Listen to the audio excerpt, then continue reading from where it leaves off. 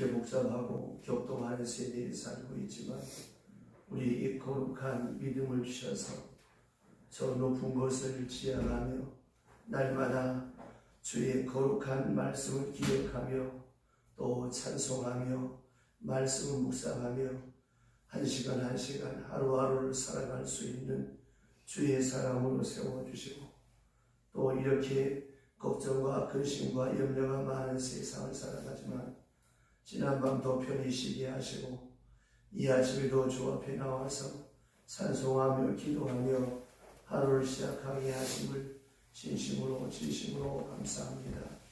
하나님 아버지, 세상을 향하여 나가고자 할 때 모든 얽매이기 쉬운 것들을 다 물리치고 늘 주를 가까이 하며 주의 말씀과 성령의 감화와 인도하심을 따라 살아갈 수 있는 구별된 성도로 세우시었사오니 이제 우리의 남은 시간 주께서 부르신 그런 아침까지 언제나 이 거룩한 기조 위에 굳게 서서 늘 찬송하며 기도하며 하루하루 한 달 한 달 한 해 한 해를 살아갈 수 있도록 인도하여 주시옵소서. 하나님 아버지, 한 시간 한 시간 하루하루 이렇게 주와 함께 동행하는 가운데 주의 거룩한 성품을 담게 하옵시고 주의 거룩한 뜻을 이 땅에 구현하며 그리스도를 닮아가며 그리스도와 함께하는 주의 사람이 되어 세상 많은 사람들 가운데 빛이 되고 소금이 될 뿐만이 아니라 거룩한 영향력과 선한 영향력을 통하여 우리로 인하여 구원을 받고 우리로 인하여 복을 받는 사람들이 많아질 수 있는 복 있는 하나님의 사람들 되게 하여 주시옵소서. 돌이켜 생각해보면 그렇게 약하고 미련한 저희들이지만 주의 은혜 가운데 새로움을 얻고 능력을 얻어서 오늘도 이렇게 건강한 심령으로 건강한 몸으로 주를 찬송하오니 주여 우리의 찬송을 연락하여 주시고 우리의 기도를 간합하여 주시옵소서. 자비하신 주여 우리 앞에 이제 어떤 일이 있어질런지 우리는 알 수 없습니다.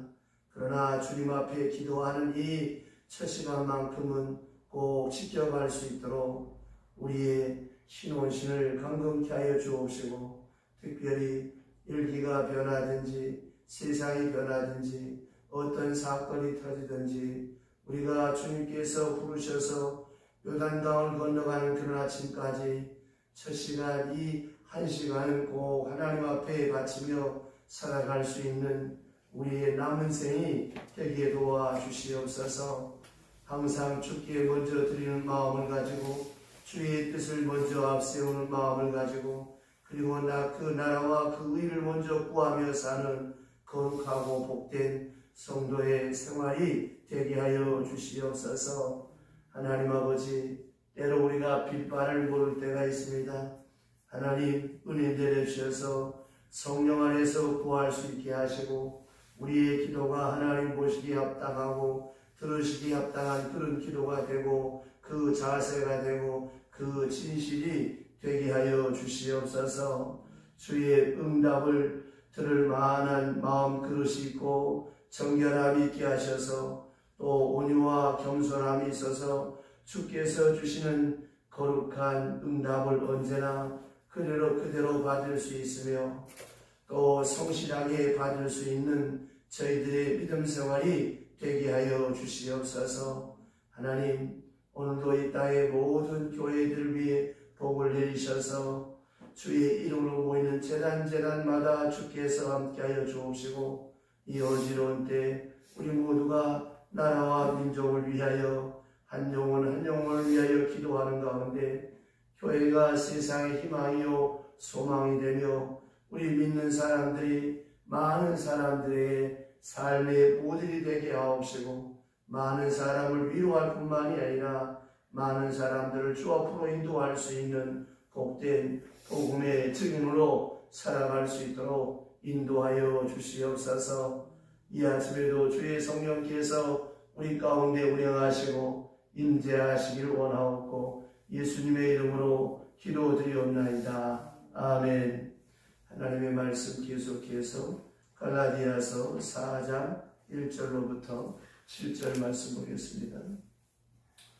갈라디아서 제4장 1절로부터 7절. 내가 또 말하노니 유업을 이은 자가 모든 것이 주인이나 어렸을 동안은 종과 다름이 없어서 그 아버지가 정한 때까지 후견인과 청지기 아래 있나니 이와 같이 우리도 어렸을 때 이 세상의 초등학문 아래 있어서 종로로 하였더니 때가 참에 하나님이 그 아들을 보내사 여자에게서 나게 하시고 율법 아래에서 나게 하신 것은 율법 아래 있는 자들을 속량하시고 우리로 아들의 명분을 얻게 하려 하십니다. 너희가 아들이므로 하나님이 그 아들의 영을 우리 마음 가운데 보내사 아빠 아버지라 부르게 하셨느니라. 그러므로 내가 이후로는 종이 아니요 아들이니 아들이면 하나님으로 말미암아 유업을 받을 자니라. 아멘. 오늘 주신 말씀 가운데는 이몽학 선생 어제 아침에 드린 말씀처럼 이 초등학문의 메인 사람에 대한 말씀입니다. 오늘 본문을 눈여겨보시면 대단히 중요한 그런 교리가 우리에게 가르쳐져 있고 또 실제적인 말씀인데 여기 보면 이렇게 말합니다. 유업을 이은 자가 모든 것의 주인이니 이렇게 말합니다. 자, 유업을 이은 자가 모든 것의 주인이나 이 어린아이가 비록 어린아이지만 주인은 주인이란 말입니다. 이제 앞으로 이 어린아이가 크고 자라서 주인이 될 것이고 또 현재도 엄연히 이 주인 행세를 합니다. 옛날 그 봉건 사회에서 보면 이런 사극에도 그런 장면이 나타나지 않습니까? 어린아이라도 이 양반이나 사대부집 그 아들은 상민에게 말할 때 아버지 같고 할아버지 뻘 되는 그런 사람한테 자네 이걸 가져오게 이렇게 말하는 것을 보게 됩니다. 어린아이지만 어른 노릇을 하고 상전 노릇을 합니다.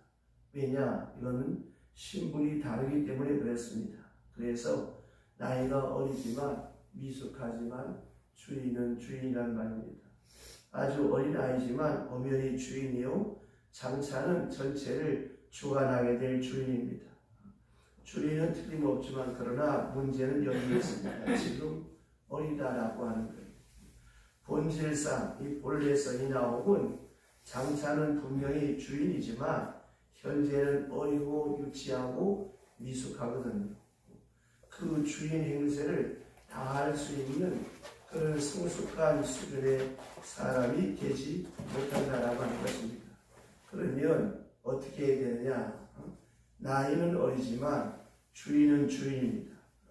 장차 틀림없이 이 주인이 될 것입니다. 또 이 현재에도 주인의 권세를 지니고 있습니다. 그렇지만 어리기 때문에 이 갈라디아서 4장 1절로부터 7절에 나와 있는 이 말씀 속에 이 어린아이의 비유로 오늘 살아가는 미숙한 성도의 비유어서 우리 사도 바울이 말하고 있는데 마치 우리가 믿음 생활하면서 이 성숙하지 못하면 유치하고 미숙한 그런 모습을 우리에게 말씀하고 있습니다. 자, 그러나 방금 말씀드렸던 것처럼 어리지만 이 주인의 권세를 가지고 있어요. 그와 같이 우리가 예수를 믿고 구원을 받아 하나님의 자녀가 되었으면 어떻습니까?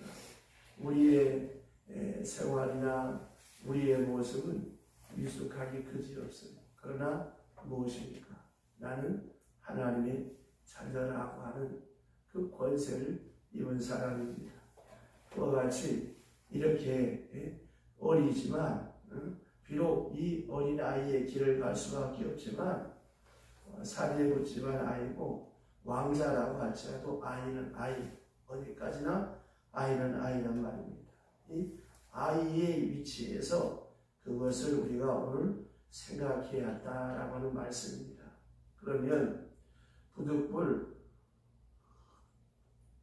어렸을 때는 어린아이로 취급을 받을 수밖에 없고 또 후기연인이 있을 수밖에 없지 않겠습니까? 심지어 우리는 지금 형편으로 말하면 이 가정부나 또 집에서 일을 돌보는 집사나 또 어제 아침에 말씀드렸던 그 초등교사, 이 몽학 선생, 아주 돈 많은 집안에서 아주 사대부 집안에서 이렇게 나이가 많은 아주 지혜로운 사람을 고용해서 그 아이를 서당 선생님처럼 이렇게 고용해서 지도를 받게 할 때 매를 맞을 수도 있고 또 나가서 놀다가 아이들한테 얻어맞을 수도 있고 그리고 선생님으로부터 혹은 여기 성경에 나타난 대로 보면 이 초등교사로부터 지시를 받고 이래라 저래라 하는 말을 들을 수밖에 없지 않겠습니까?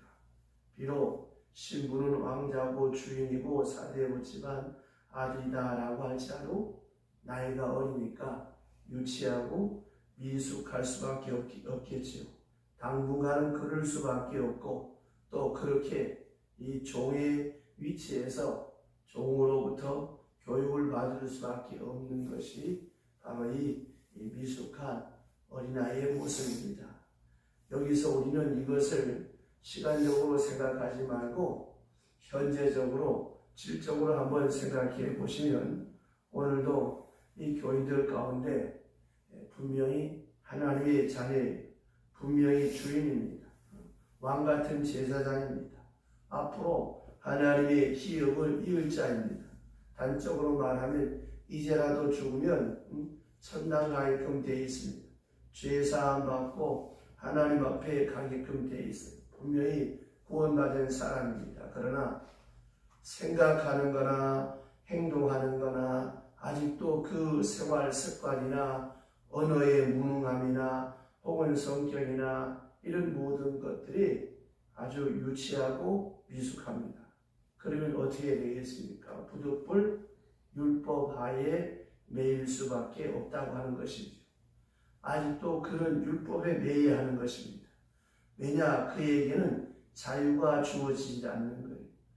그에게 마음대로 하라고 하는 말을 어리고 미숙하기 때문에 할 수가 없는 것이 아니겠습니까? 부득불 어떻게 해야 되겠어요?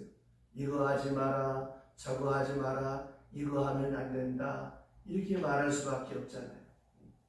여러분, 이제 한번 심리적으로 내 자신을 한번 스스로 판단해 보시면 좋겠습니다.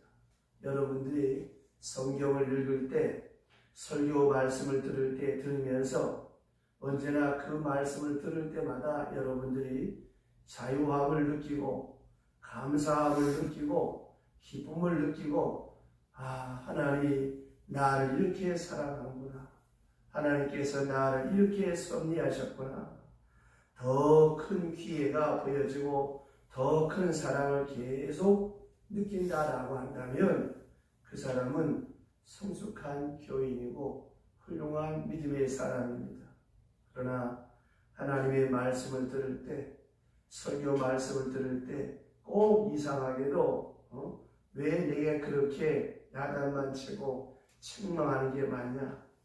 항상 책망하는 말로 들리고 항상 잔소리를 들리고 이것도 잘못했고 저것도 잘못했구나. 그래서 심지어 어떤 사람들은 설교 말씀을 듣고 와가지고 나를 깠다고 하는 그런 사람이 없나?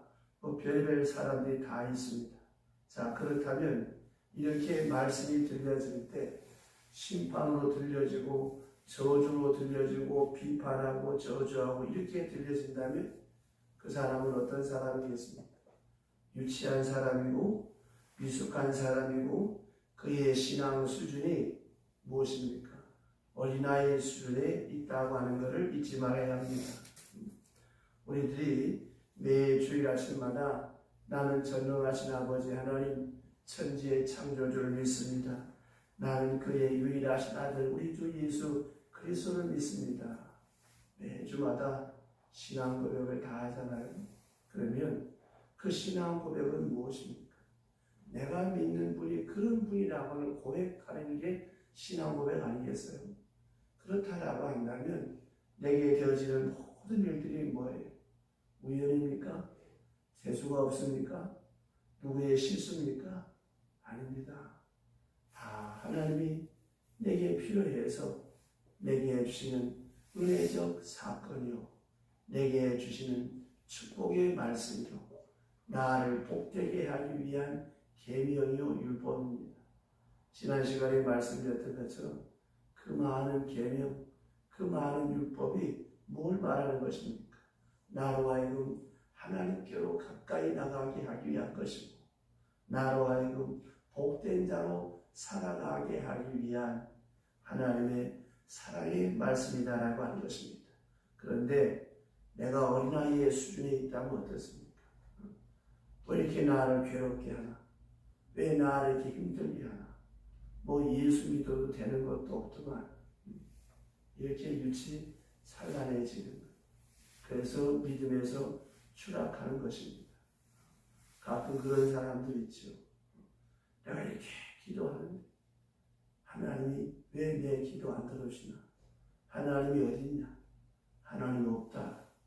이렇게 아주 무식에 무지를 더하는 그런 사람들이 있습니다. 그럼 가만히 한번 생각해 보세요. 어떤 사건 앞에서 어떤 일이 있어질 때 우리는 뭘 생각해야 되겠습니까? 형통한 사건이든지 또 부정적인 사건이든지 어떤 사건 앞에서라도 우리가 취해야 될 자세가 무엇입니까?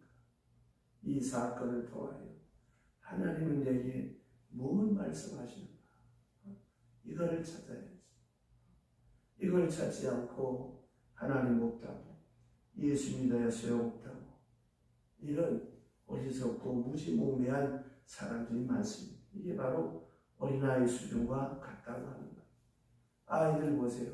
자기 손에 뭐가 쥐어지지 않으면 안 되는, 울고불고 난리가 나잖아요. 그것처럼 빨리 성숙해야 되겠죠. 그래야 은혜의 사람이 될 수 있어요. 은혜의 주도적인 사람이 될 수 있고, 또 유치함은 부득불 율법의 지시를 받고 율법하에 있는 그러한 선에서 벗어날 길이 없다라고 하는 것을 우리가 잊지 말아야 되겠습니다. 항상 그렇습니다. 성숙한 사람과 미숙한 사람의 차이를 보세요. 미숙한 사람은 이런저런 소리 들으면 그냥 발끈하잖아요. 그러나 성숙한 사람은 이런저런 소리를 들으면서 나를 생각해보고 그 모든 것을 나의 반면 교사로 삼잖아요. 이게 바로 성숙한 하나님의 사람입니다. 성경에 나타난 많은 믿음의 사람들 보세요. 그 모든 시련과 환난 가운데서 무엇을 생각했습니까? 하나님이 내게 하시는 말씀이 무엇인가? 하나님의 뜻이 무엇인가? 이 사건을 통하여 하나님은 내게 뭘 말씀하시려고 하는가? 심지어 욥 같은 사람은 재산을 잃어버리고 10남매가 다 죽고 자기 몸에 헌대에 병이 걸린 만큼 죄를 뒤집어 쓰고 가려운 부분을 기아짝으로 흑자는 견딜 수 없는 극심한 상황 속에서 원망할 수 있었지만 그를 원망하지 않고 그 가운데 끝까지 나를 향한 하나님의 뜻이 무엇인가? 잘 소망의 인내를 가지고 잘 참잖아요. 그래서 이 욥이 모년에 갑절의 복을 받는 거예요. 여러분, 소망의 인내가 무엇입니까? 썩은 통나무를 붙잡고 기다리는 게 아닙니다.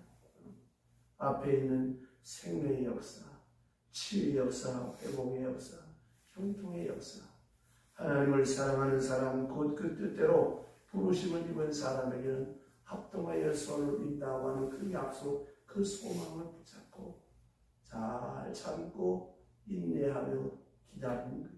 기다릴 때 악한 사람의 길을 쫓고 싶기도 하고 죄인의 길에 서고 싶기도 하고, 아이고 예수 믿어 소용도 없구나, 하나님 어딨냐, 이런 소리가 목구멍까지 오는 수도 있어요.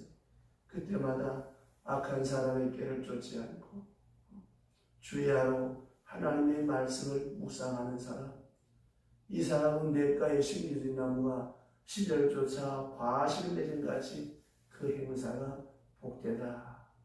시편 1편에서 말씀하잖아요. 이렇게 살아가는 사람이 성숙한 믿음의 사람입니다. 기도합시다.